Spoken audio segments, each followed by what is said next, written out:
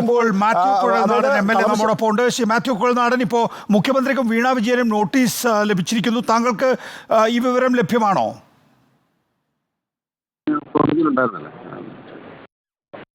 Shri Mathew Kuzhalnadan,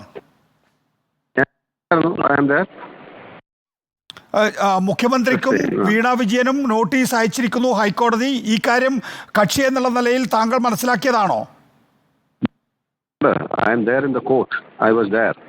okay. എന്താണ് അതിന്റെ എന്ത് അടിസ്ഥാനത്തിലാണ് മുഖ്യമന്ത്രിക്കും വീണ വിജയനും നോട്ടീസ് അയച്ചിരിക്കുന്നത്? എന്ത് ആവശ്യങ്ങളാണ് താങ്കൾ ഉന്നയിച്ചിരിക്കുന്നത്? കോടതിയുടെ നോർമൽ പ്രൊസീജിയറാണ് അവര് നോട്ടീസ് കൊടുക്കാന്നുള്ളത്. ഇതിപ്പോ തിരുവനന്തപുരം വിജിലൻസ് കോടതിയുടെ തുടർ നടപടി എന്നുള്ള നിലയിലാണോ അതോ മൂവാറ്റുപുഴ വിജിലൻസ് കോടതിയുടേതോ? വിജിലൻസ് കോടതിയുടെ നടപടി ചോദ്യം ചെയ്ത് നമ്മൾ ഫയൽ ചെയ്ത ഹർജി ഫയൽ സ്വീകരിച്ച് എതിർകക്ഷികൾക്ക് കോടതി നോട്ടീസ് അയച്ച പ്രൊസീജിയറാണെന്ന് നടന്നു. എതിർകക്ഷികൾ എന്ന് പറയുമ്പോൾ അതിനകത്ത് പിണറായി വിജയൻ എങ്ങനെയാണ് എതിർകക്ഷി ആകുന്നത്? ഫസ്റ്റ് അക്യൂസ്ഡ് ആയിട്ടല്ലേ കേസ് കൊടുത്തിരിക്കുന്നു. പിണറായി വിജയനാണ് താങ്കളുടെ ഹർജിയിലെ ഫസ്റ്റ് അക്യൂസ്ഡ്, അതായത് തിരുവനന്തപുരം വിജിലൻസ് കോടതിയിൽ സമർപ്പിച്ച ഹർജിയുടെ റിവിഷൻ എന്നുള്ള നിലയിൽ. മാത്യു കുഴൽനാടൻ,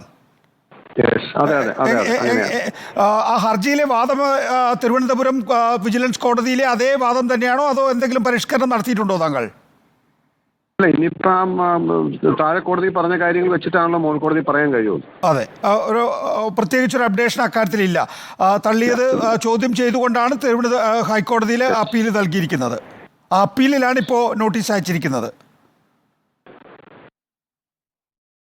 മാത്യു കുഴൽനാടൻ, അതെ അങ്ങനെ തന്നെയാണ്.